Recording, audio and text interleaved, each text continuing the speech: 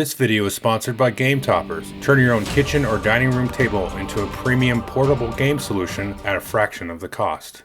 Hey everybody, welcome to Drive Thru Review 771. Today we're going to talk about Enchanted Plumes. As you can see, it's a small little card game here, which came out about a year or so ago from Calliope Games.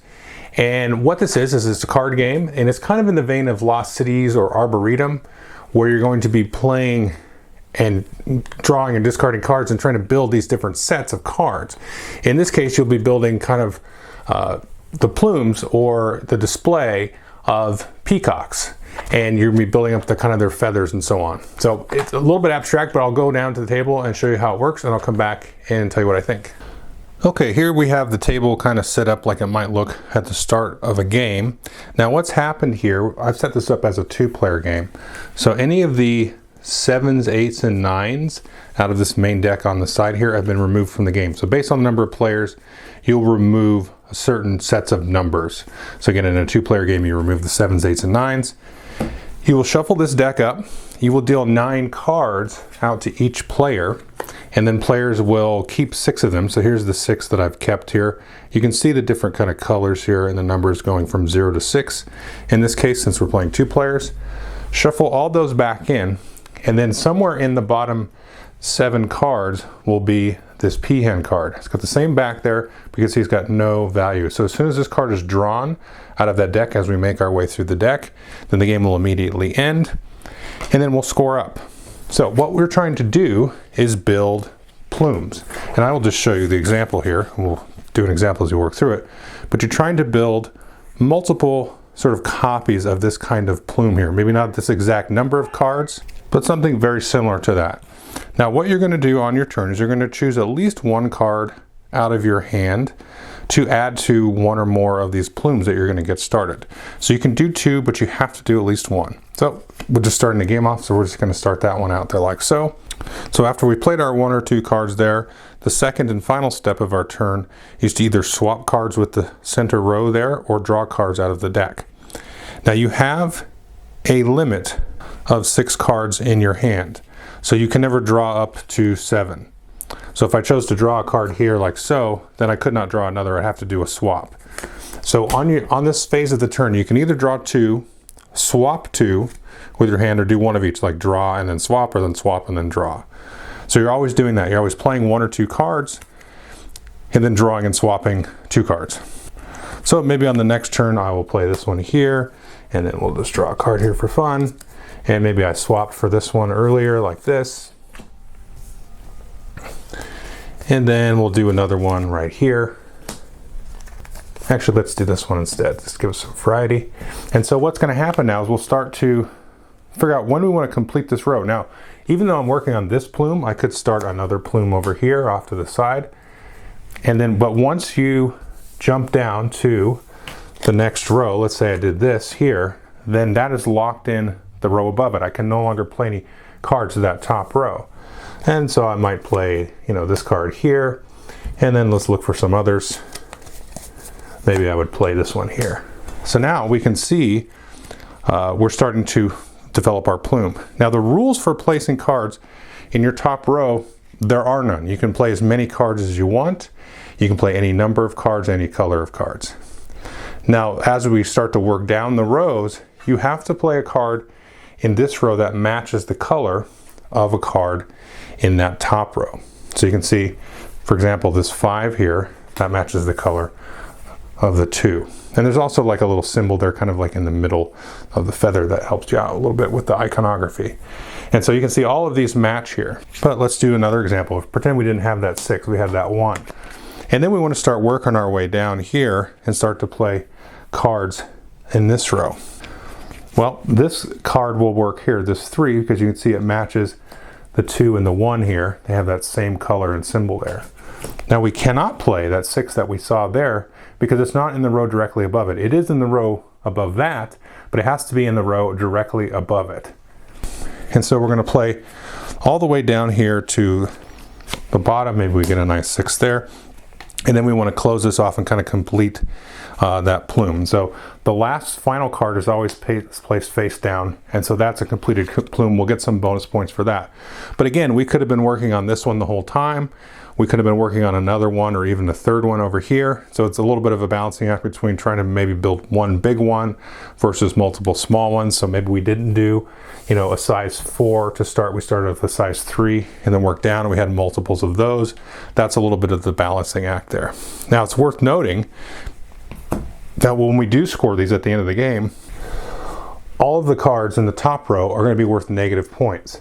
So this one will be worth -5. This one will be worth -2, and so on. Each of the cards below that, no matter how many rows there are all going to be worth positive points. So you can see you want to put the low value cards, if you can help it, in the top row. Sometimes you don't get to do that because you're trying to kind of build for later points down there, but that generally is what you want to do. So in this case, if we added this up, so it would be, we're already at -8. This will add us 9. This one unfortunately is a 0, also illegal, but for the example, so we now would get 1 point for this. But if you have completed the plume, you're going to get a bonus point for each card. So we're at -8 to 9, so we're at 1, 2, 3, 4, 5, 6, 7, so 7 points for that. Now you will still score the plume even if you don't complete it. You just will not get that extra bonus point for each card in the plume. And again, that's basically the game. You're just playing 1 or 2 cards to 1 or more plumes in front of you, and then drawing and swapping cards and playing until somebody reveals the peahen, and then that game immediately ends and you'll score up. Okay, so that is Enchanted Plumes. Let's go ahead and jump into my pillars of review. I've only played it 2 and 3 player, talking about player count. The time didn't really seem to matter that much with 2 and 3 players. The box is 30 to 50 minutes on the box, and I could see it getting up to almost an hour with, you know, maybe a full table of 5. You know, just because there are more heads at the table. But yeah, you're looking at definitely under an hour, and especially when you come down to the 2 and the 3 player count. Now, in terms of the player counts that I tried it at, it didn't seem to really matter to me. I don't really know even 5 players, would that make much difference? It would take up a lot of table space with 5, because as people kind of build their plumes out, you start to eat up space. I mean, even with 3 players sitting around the table, if you're doing multiple plumes, you kind of need the space to kind of, you know, space them out and differentiate which is which.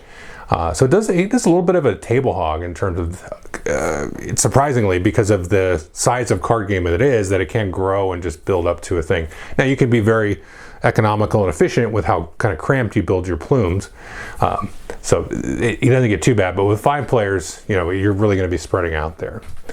Now, what is the game like? Well, this is a lot like I mentioned at the beginning, like Lost Cities or Arboretum, probably more in common with Arboretum than Lost Cities. Because you've got this whole thing where you're basically building a set collection. You have that kind of negative point modifier, which is a lot like Lost Cities, which Arboretum doesn't really have. But then you have that spatial element in this that Arboretum has. Now this is kind of like in between the 2 games in terms of like the headspace. Arboretum's sort of spatial tree aligning thing where you have all these kind of interweaving paths and stuff. That can be a little bit of a bear to teach and a little bit of a bear for new players. Where this is really straightforward. I mean, it's really easy to grok, but it still has some nice decision space there in terms of like which colors to play, how many cards, what am I hanging on to, what am I trying to leak out there into the center row. I don't want to give somebody a lot of points, kind of watch kind of the plumes that everybody else is making. And the whole dynamic of like, you know, I'm trying to load the top with a lot of low cards so my negative point modifier doesn't start off like, you know, way in the hole. And then really trying to stack those 5, 6, 7, 8, 9s or whatever in the lower rows, but everybody kind of knows that as well. So that whole balancing act with all of that, and then trying to figure out, you know, what the other players are doing on top of your own little problem is pretty interesting. And I like the whole kind of, and this is kind of again more of the Lost City side of things, where you're trying to figure out how many plumes to start, right? Because you could do one huge one, and I've not seen anybody actually do like just one giant one. I'd like to see somebody try that and see. Usually there's like 3, 2, 3. I have seen a game where somebody made 4, just kind of do a little rinky-dink one on the side. But yeah, I usually like 3 seems to be the number. And because you're trying to stack up all of those big heavy cards. And so you can get a lot of points if you get somewhat lucky, and you get a lot of the, whatever the highest numbered card is in your game is, in those plumes. you don't really need that many plumes, you know, to do that. And if you have like zeros, you know, in the top row. The one thing that it doesn't have that Arboretum has, and this isn't like a good or a bad thing, it's just in Arboretum you have that extra layer of like, okay, I've got to have like the max cards in my hand to be sort of the area majority winner of that color to then score that in front of you. Now this pulls that out, and that's another kind of real head scratcher in Arboretum, especially when you have, you know, more than 2 players at the table.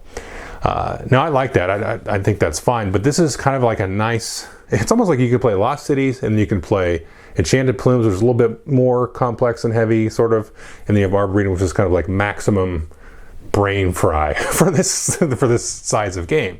And this is like a nice sort of middleweight, you know, in between those, where it's got, I mean, Lost Cities isn't really that light either. I mean, they're light and easy and simple to play, but like the strategy space is there, and you can get really heavy in the card counting in all 3 of the games that I've mentioned here. But this is kind of like that nice middle road. I like the theme of this, where you have these sort of peacocks that are like trying to put on display like the best possible plume of feathers to like attract a mate and stuff.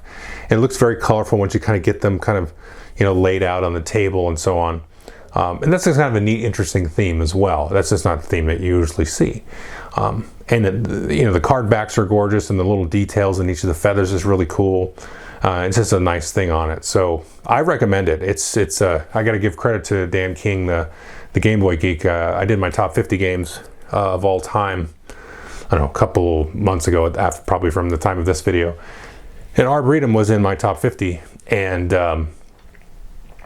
this one, Dan was like, you got to play Enchanted Plumes. I'm like, okay, fine. So, you know, I'm glad I took a look at it, because this is going to stay up on the shelf. It's got that nice middleweight thing where, you know, Lost Cities is only a 2-player game, and it's a great game. But this is nice because it'll play up to 2, 3, 4, 5, but it doesn't have that heavy, like, just mind jazz of Arboretum, which is, I love that game, but it is a tricky one to like play with more casual folks, family type folks. And this one seems to just be really easy to sort of get folks into. They immediately kind of pick it up, and they can immediately get into the strategies of it, which is great. So yeah, I definitely recommend Enchanted Plumes. Thanks.